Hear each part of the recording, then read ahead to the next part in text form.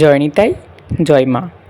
তো আপনাদেরকে বলেছিলাম যে বহরমপুর বিষ্ণুপুর কালীবাড়ির মায়ের ইতিহাস বা ইতিকথা নিয়ে আসবো। তো আজকে সেই ভিডিওটি আপনাদের সামনে নিয়ে এসেছি। আশা করছি ভিডিওটি আপনাদের সবার ভালো লাগবে। ভালো লাগলে লাইক, কমেন্ট, শেয়ার করতে কিন্তু ভুলবেন না। আর সাবস্ক্রাইব করে আমার চ্যানেলটি পাশে থাকুন। তো বহরমপুর বিষ্ণুপুর কালীবাড়ি মা এখানে করুণাময়ী মা হিসেবে পূজিত হন।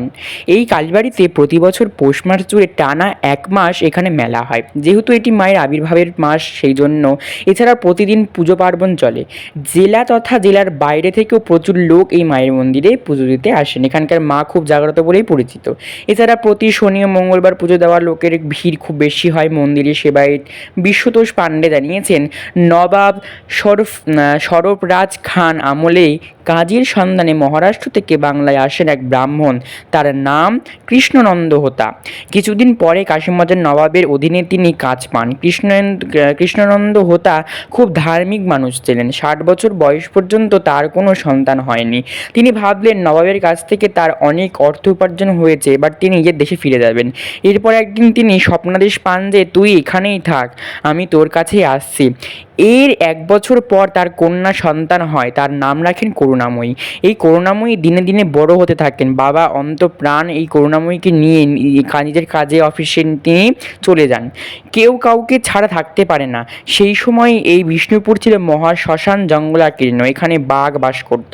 এই শহর হোতার সাঁকোর কাছে ছিল একটা পারাপাড়ের ঘাট। এই পাড়ের নাম ছিল সুজাগঞ্জ বা বর্তমানে খাগড়া ফাঁড়ি দোহাটা রোড।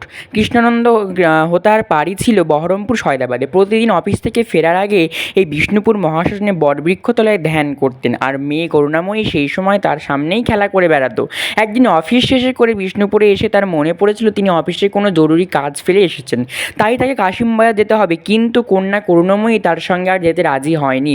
সেই সময় তিনি দেখতে পান রাস্তা দিয়ে তার পরিচিত এক শাখারি যাচ্ছেন। তাকে ডেকে কৃষ্ণানন্দ বলেন তার কন্যাকে যেন তিনি বাড়িতে একটু পৌঁছে দেন। শাখারি তখন তার কন্যাকে সঙ্গে নিয়ে চলেছে।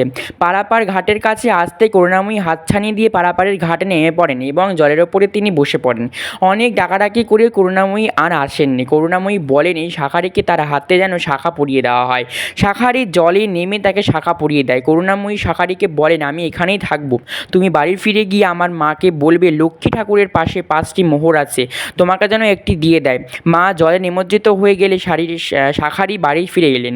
এদিকে হোতাকন্যা শোকে নবাবের চাকুরি ইস্তফা দিয়ে বিষ্ণুপুর মহাশ্মশানে ধ্যানস্থ হন।